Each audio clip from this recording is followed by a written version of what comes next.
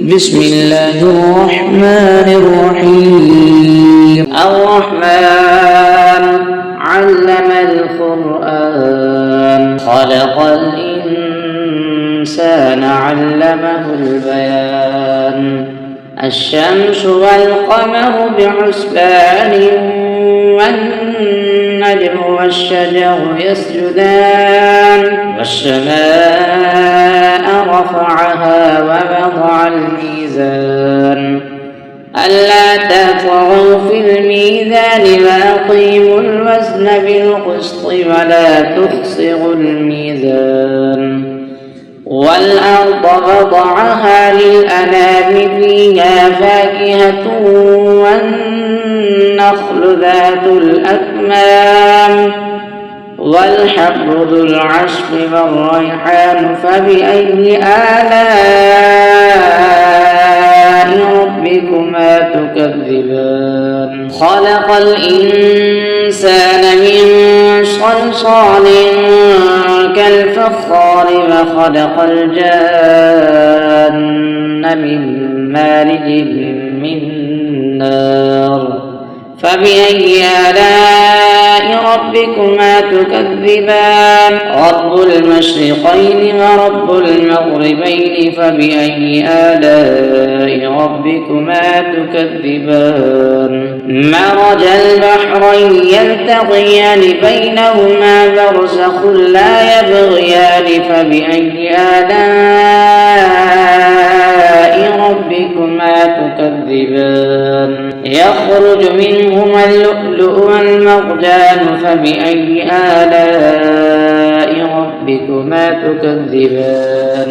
وله الجوار المنشآت في البحر كالأعلام فبأي آلاء ربكما تكذبان. كل من عليها فان ويبقى وجه ربك ذو الجلال والإكرام فبأي آلاء ربكما تكذبان. يسأله من في السماوات والأرض كل يوم هو في شأن فبأي آلاء ربكما تكذبان. سنفرغ لكم أيها الثقلان فبأي آلاء ربكما تكذبان. يا معشر الجن والإنس إن استطعتم أن تنفذوا من أقطار السماوات والأرض فانفذوا لا تنفذون إلا بسلطان فبأي آلاء ربكما تكذبان. يرسل عليكما شواظ من نار ونحاس فلا تنتصرون فبأي آلاء ربكما تكذبان. فإذا انشقت السماء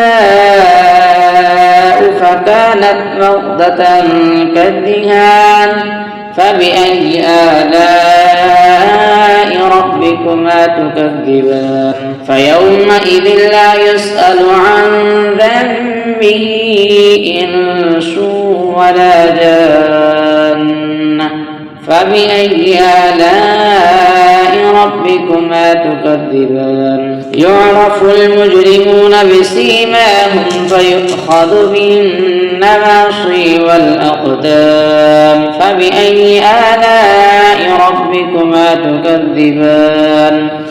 هذه جهنم التي يكذب بها المجرمون يطوفون بينها وبين حميم آن فبأي آلاء ربكما تكذبان. ولمن خاف مقام ربه جنتان فبأي آلاء ربكما تكذبان. ذواتا أفنان فبأي آلاء ربكما تكذبان.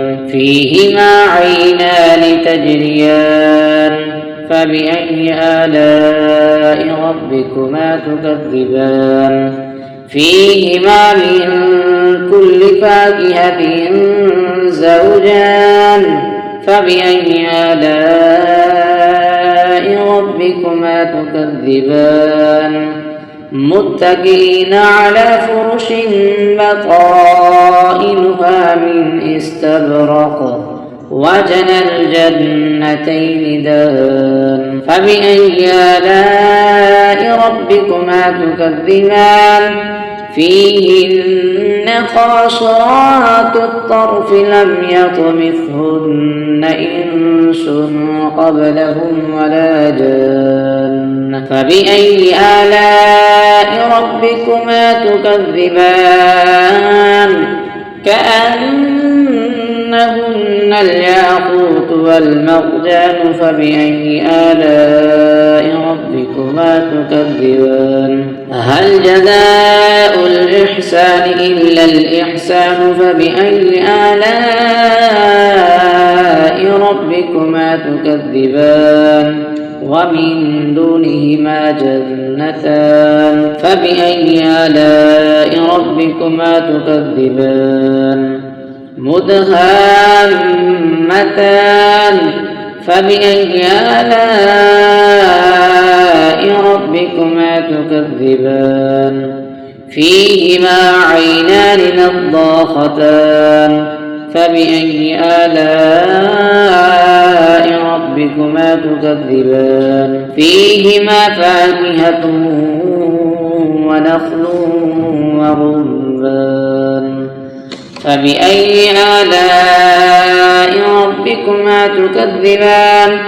فيهن خيرات حسان فبأي آلاء ربكما تكذبان حور مقصورات في الخيام فبأي آلاء